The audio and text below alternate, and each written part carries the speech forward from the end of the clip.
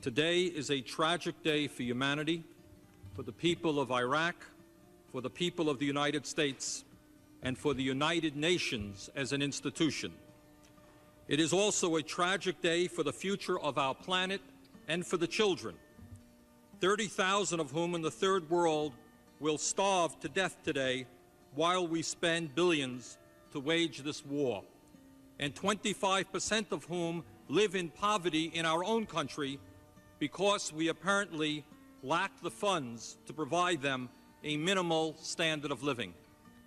I fear very much that what we said yesterday is that war and the enormous destructive power of our armed forces is our preferred manner for dealing with the very complicated and terrible crises in the Middle East. I fear that someday we will regret that decision and that we are in fact laying the groundwork for more and more wars in that region in years to come. Mr. Speaker, it is incumbent upon us to do everything in our power now that the war has started to prevent unnecessary bloodshed and to support our troops in the most basic way by bringing them home alive and well. I urge my fellow members to ask the President to stop the bombing immediately and request that the Secretary General of the United Nations go to Iraq to begin immediate negotiations for the withdrawal of Iraq from Kuwait and the cessation of the war. Let us do everything in our power to stop unnecessary bloodshed. Thank you. This is a very difficult vote. This is probably the hardest decision I've ever had to make. Any vote that might lead to war should be hard, but I cast it with conviction. Mr. Speaker, in the brief time I have, let me give you 5 reasons why I'm opposed to giving the President a blank check to launch a unilateral invasion and occupation of Iraq, and why I will vote against this resolution. 1, I have not heard any estimates of how many young American men and women might die in such a war, or how many tens of thousands of women and children in Iraq might also be killed. As a caring nation, we should do everything we can to prevent the horrible suffering that a war will cause. War must be the last recourse in international relations, not the first. 2nd, I am deeply concerned about the precedent that a unilateral invasion of Iraq could establish in terms of international law and the role of the United Nations. If President Bush believes that the U.S. can go to war at any time against any nation, what moral or legal obligation could our government raise if another country chose to do the same thing? 3rd, the United States is now involved in a very difficult war against international terrorism, as we learned tragically on September 11th. We are opposed by Osama bin Laden and religious fanatics who are prepared to engage in a kind of warfare that we have never experienced before. I agree with Brent Scowcroft, Republican former National Security Advisor for President George Bush Sr., who stated, and I quote, "An attack on Iraq at this time would seriously jeopardize, if not destroy, the global counterterrorist campaign we have undertaken," end quote. 4th, at a time when this country has a $6 trillion national debt and a growing deficit, we should be clear that a war and a long-term American occupation of Iraq could be extremely expensive. 5th, I am concerned about the problems of so-called unintended consequences. Who will govern Iraq when Saddam Hussein is removed? And what role will the U.S. play in an ensuing civil war that could develop in that country? Will moderate governments in the region who have large Islamic fundamentalist populations be overthrown and replaced by extremists? Will the bloody conflict between Israel and the Palestinian Authority be exacerbated? And these are just a few of the questions that remain unanswered. If a unilateral American invasion of Iraq is not the best approach, what should we do? In my view, the U.S. must work with the United Nations to make certain, within clearly defined timelines, that the UN inspectors are allowed to do their jobs. These inspectors should undertake an unfettered search for Iraqi weapons of mass destruction and destroy them when found, pursuant to past UN resolutions. If Iraq resists inspection and elimination of stockpiled weapons, we should stand ready to assist the UN in enforcing compliance. I thank the gentleman. I don't think it can be either or. Now, you know, I voted for the Iraqi resolution, and it was a very difficult vote for me. No, you know, okay. Why don't you, it's great. Good.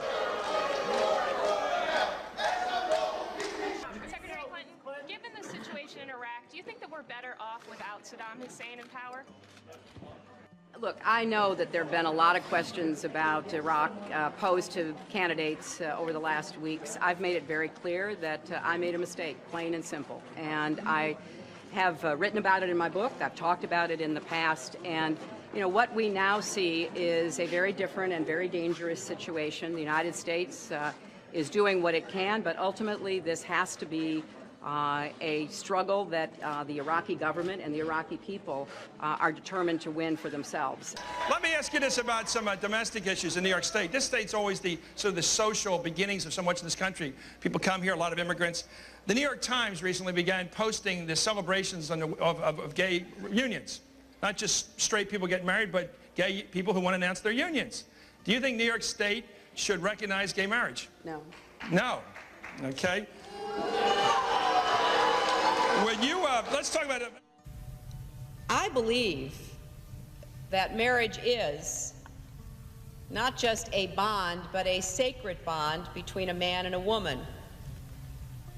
I want someone who is qualified, and I feel like when you're talking about, if I look at all the other candidates, right, someone who is for rights across the board, equal rights for women, equal rights for every ethnicity, equal rights for everyone, it is the only person I can look at is you. Thank you. Thank you, Ellen. Well, you know. Is there any shocking doubt?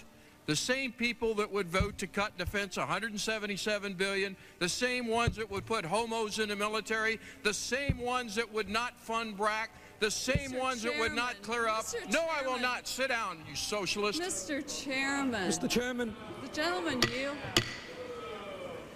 The committee will the ludicrousy of Mr. this, even the to committee appeal will be in this. order, and the gentleman will suspend. The gentleman from Vermont. I wonder if I could question the gentleman from California. I am rising in support of the amendment. The chair is in charge. The chair is speaking. The gentleman from Vermont has been recognized for a period of 5 minutes, and you may now proceed. I thank the chairman very much and would like the opportunity if the gentleman from California would respond. Just to ask him a brief question, if I might.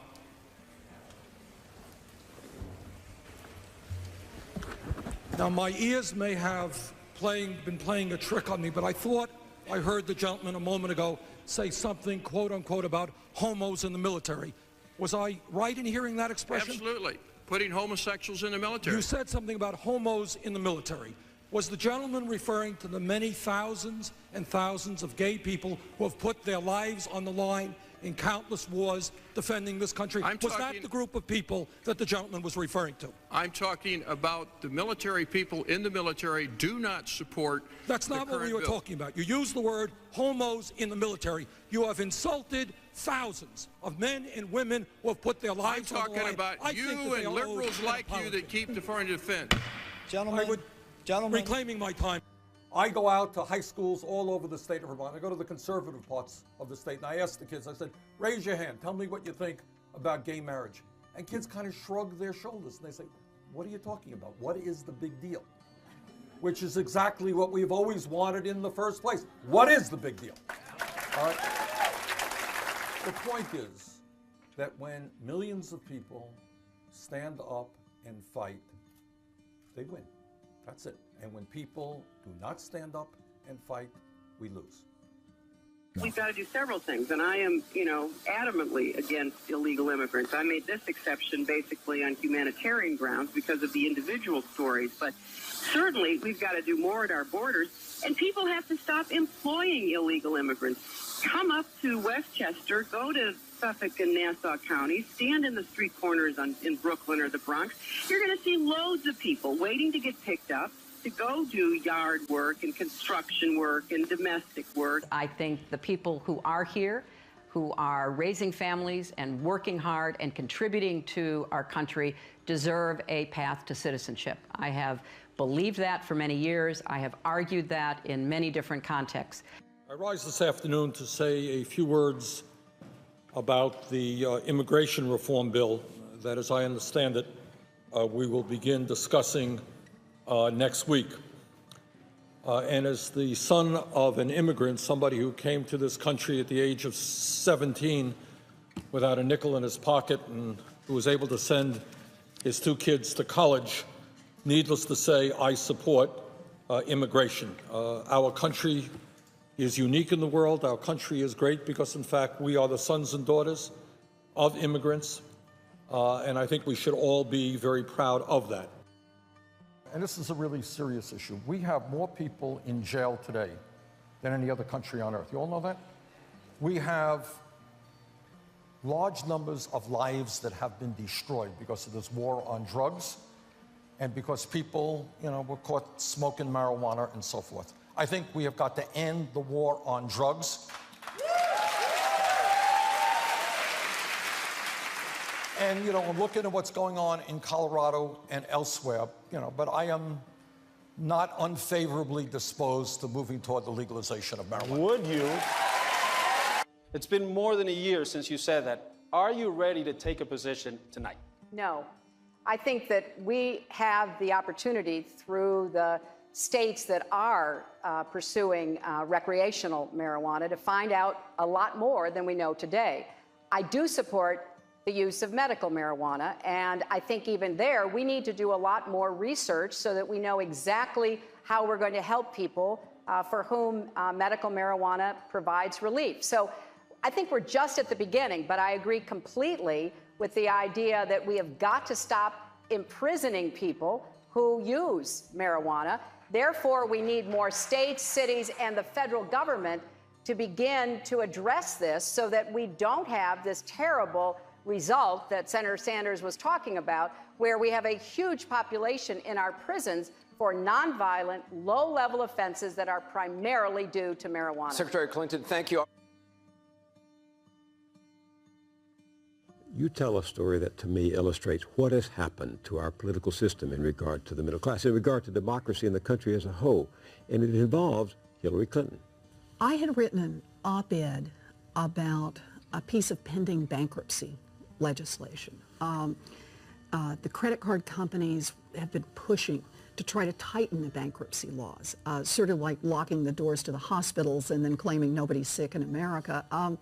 So they were trying to get the bankruptcy laws constricted, so that fewer families could get in. Why? Because you can make more money if those families don't go into bankruptcy, if you're a credit lender. Mrs. Clinton evidently saw... The First Lady. The First Lady. She was then First Lady. This is in the 1990s, late 1990s. Mrs. Clinton saw the piece, and I got a call from the White House.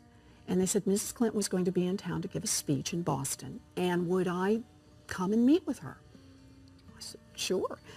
And so I put together all my files. I show up at the appointed place. After she's finished her speech, we're ushered into a tiny little room somewhere in the bowels of this hotel, and just the two of us. They close the door. Mrs. Clinton sits down. We have hamburgers and French fries. And you tutor her. And she says, tell me about bankruptcy. And I got to tell you, I never had a smarter student. Quick, right to the heart of it. I go over the law. It's a complex law. Went over the economics, showed her the graphs, showed her the charts, and she got it. Within 20 minutes, she could play where the rest of it would come. Well, then that will mean this part's happened. That will mean this has happened. I said, yes, that's right. And at the end of the conversation, Mrs. Clinton stood up. She said, let's get our picture taken, which we did. And she said, Professor Warren, we've got to stop that awful bill, referring to this bankruptcy bill that's sponsored by the credit card companies. And when Mrs. Clinton came back with a little better understanding of how it all worked, they reversed course, and they reversed course fast. And indeed, the proof is in the pudding. The last bill that came before President Clinton was that bankruptcy bill that was passed by the House and the Senate in 2000, and he vetoed it. And in her autobiography, Mrs. Clinton took credit for that veto, and she rightly should. She turned around a whole administration on the subject of bankruptcy. She got it. And then? One of the first bills that came up after she was Senator Clinton was the bankruptcy bill. This is a bill that's like a vampire. It will not die, right? There's a lot of money behind it. And the bill her husband had vetoed. Her husband had vetoed it very much at her urging. And? She voted in favor of it. Why? As Senator Clinton, the pressures are very different. It's a well-financed industry. A lot of people don't realize that the industry that gave the most money to Washington over the past few years was not the oil industry, was not pharmaceuticals, it was consumer credit products. Those are the people, the credit card companies have been giving money, and they have influence. And Mrs. Clinton was one of them, as senator. She has taken money from the groups, and more to the point, she worries about them as a constituency. So what does this mean, though, to these people, these millions of people out there whom the politicians cavort in front of as favoring the middle class and then are beholden to the powerful interests that undermine the middle class? What does it say about politics today? You know, this is the scary part about democracy today. We're talking again about the impact of money. The credit industry on this bankruptcy bill has spent tens of millions of dollars lobbying, and as their profits grow, they just throw more into lobbying for how they can get laws that will make it easier and easier and easier to drain money out of the pockets of middle-class families.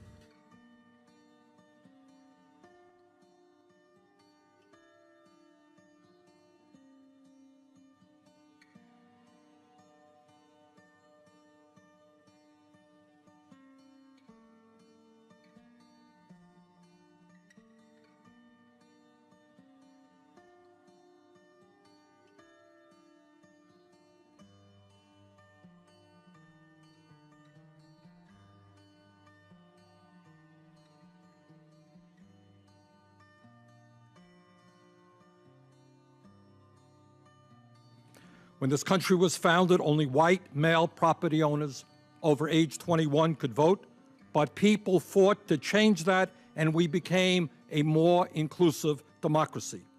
After the Civil War, we amended the Constitution to allow non-white men to vote. We became a more inclusive democracy. In 1920, after years of struggle and against enormous opposition, we finally ratified the 19th Amendment guaranteeing women the right to vote. We became a more inclusive democracy. In 1965, under the leadership of Martin Luther King Jr. and other great heroes, the civil rights movement finally succeeded in outlawing racism at the ballot box, and LBJ signed the Voting Rights Act. We became a more inclusive democracy. 1 year after that, the Supreme Court ruled that the poll tax was unconstitutional, that people could not be denied the right to vote because they were low income. We became a more inclusive democracy. In 1971, young people throughout the country were saying, we're being drafted to go to Vietnam and get killed, but we're 18 and we don't have the right to vote. We passed a constitutional amendment. The voting age was lowered to 18. We became a more inclusive democracy. Mr. Chairman, the democratic foundations of our country and this movement toward a more inclusive democracy are now facing the most severe attacks, both economically and politically, that we have seen in the modern history of the United States. Tragically, and I say these words advisedly, we are well on our way to seeing our great country move toward an oligarchic form of government where virtually all economic and political power rests with a handful of very wealthy families. Citizens United is a part of that process, and that is a trend we must reverse. Economically, the United States today has by far the most unequal distribution of wealth and income of any major country on earth, and that inequality is worse today than it was in any time since the late 1920s. One family, the Walton family of Walmart fame, owns more wealth than the bottom 40% of the American people. Bottom 60% own less than 2% of the wealth. Top 1% owns 40% of the wealth. Now, that is what is going on economically in this country. A handful of billionaires own a significant part of the wealth of America and have enormous control over our economy. What the Supreme Court did in Citizens United is say to these same billionaires, you own and control the economy, you own Wall Street, you own the coal companies, you own the oil companies. Now, for a very small percentage of your wealth, we're going to give you the opportunity to own the United States government. That is the essence of what Citizens United is all about, and that is why it must be overturned. Let us be clear. Why should we be surprised that one family worth $50 billion is prepared to spend $400 million in this election to protect their interest? That is a small investment for them and a good investment. But it is not just the Koch brothers. Mr. Chairman, there are at least 23 billionaire families who have contributed a minimum of $250,000 each into the political process up to now during this campaign. And my guess is that number is really much greater because many of these contributions are made in secret. In other words, not content to own our economy, the 1% want to own our government as well. The constitutional amendment that Congressman Ted Deutsch and I have introduced states the following. For-profit corporations are not people and are not entitled to any rights under the Constitution. For-profit corporations are entities of the states and are subject to regulation by the legislatures of the states so long as the regulations do not limit the freedom of the press. For-profit corporations are prohibited from making contributions or expenditures into political campaigns. Congress and the states have the right to regulate and limit all political expenditures and contributions, including those made by a candidate. I am proud to say that the American people are making their voices heard on this issue. You got over close to 2 million signatures right there on a petition. In my state of Vermont, we have seen dozens and dozens of towns go on record as saying they support a constitutional amendment, and we have 6 states having done the same. You have some very good amendments here with Senator Baucus, Senator Udall, and Congresswoman Edwards. I hope we move on this issue because the future of American democracy is at stake.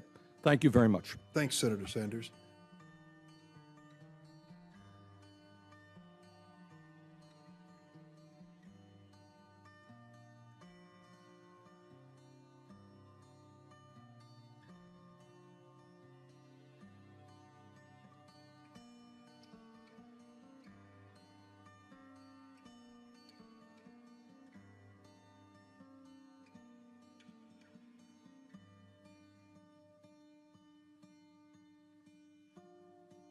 Well, I think that the laws that were passed, again, post 9/11, gave very broad authority. And that authority was passed by the Congress, and it was endorsed by executives in 2 administrations, both Bush and Obama.